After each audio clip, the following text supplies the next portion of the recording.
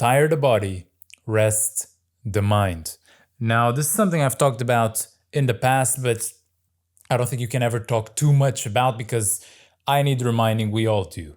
And so often I find myself in a situation, I have no doubt you find yourself as well, which is a sort of tiredness of the mind by overusing it. And that you reach the end of the day and there's a million thoughts running through your mind. Your eyes are tired, there's almost like a buzzing in your ears because you've just been looking too long at a screen, and it's just too much pressure, too much noise, too much.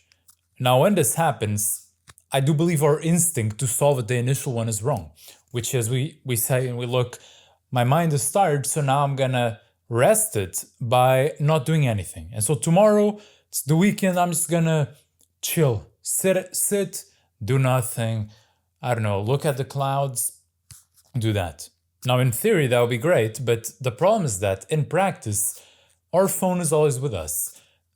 Entertainment is always there, and we end up a lot of times tiring our minds even more, consuming more content, tiring our eyes, looking at a screen for 12 hours, when what I would say the solution, let me just put my tea here, was always there, staring at us. And that is that when our mind is that tired because we've been using it too much, likely, almost always, our body is not. Because our body has just been sitting on a chair for 8+ hours per day. And maybe we go to the gym a little bit, but often I would argue here that's not enough. But a lot of times it's not even that. When you have these busy work periods and that there's stress and all of it, most of you are, you're skipping on the gym, you're skipping on working out, you're not doing it as much as you should. What I say here is that we take an approach that is a bit different. So instead of saying, oh, I'm just gonna lay down and do nothing, look at the clouds and meditate, and which would be good, but it never really works out, I say, go ahead and do as much as you can with your body.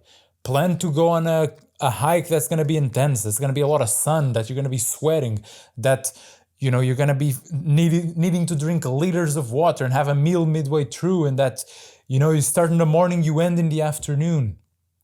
This sort of thing. Or plan with your friends to go all, play a game of football or basketball or for a few hours and really give it your all in that. Tire the body. Because not only is the body in needing of tiring and of using it, because the mind has just been being overused, but as I see it, the mind needs this space where you are still acting, you're still doing, but you're not thinking. And the mind needs that to really be able to sort of let go and be like, okay, I can relax. He's hiking, he's doing things, he's engaged. The mind can take a step back.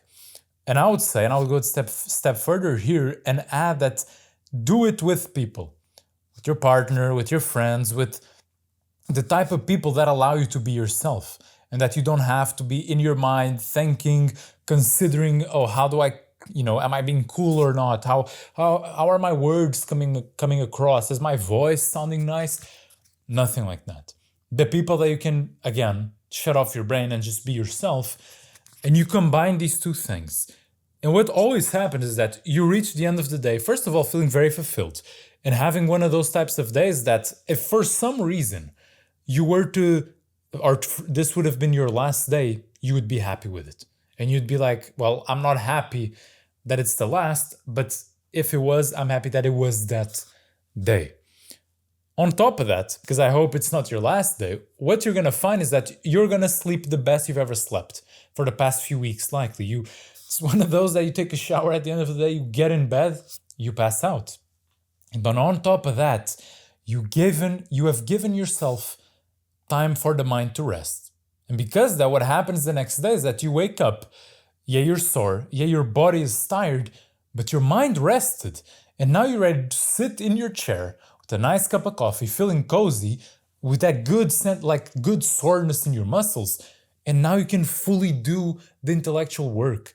And you can do it much better than before, with less noise, with less conflict, with less needs to be distracted. And when we look at things in this way, again, there's nuance to it, and it's not, not every case is extreme. But it really kind of gives us what I would say here, a sort of perfect loop on how to approach life, which is you tire the mind, then the mind needs resting, you tire the body, then the body needs resting, you allow it to rest by tiring the mind. And you're in the, if we could do this forever, I believe it would be the perfect loop, because we train ourselves intellectually, and then we train ourselves physically. And in a lot of ways, we have, as Anna Montana would say, the best of both worlds here. Now, of course, modern life is not very, what's the word here?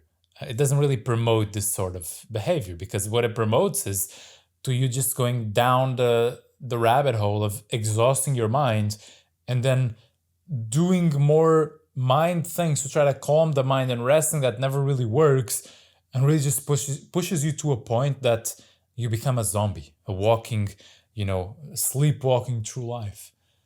But in this, I would consider it, especially if you've not been considering, to really, again, allow yourself to tire the body when the mind needs resting. And I say this to you because I often find myself in a position that I need to remind myself of this. I need to remind myself of that, just because all of these thoughts are up here and circulating and telling me different things, do this, do that, don't do this, da da da.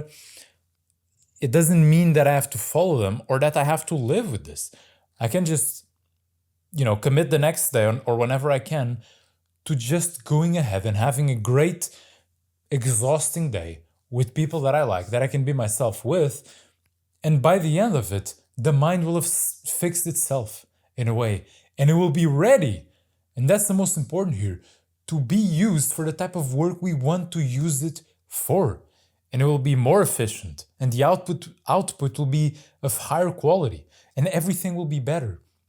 But we have to allow ourselves to recognize that we're not just body, and we're not just mind.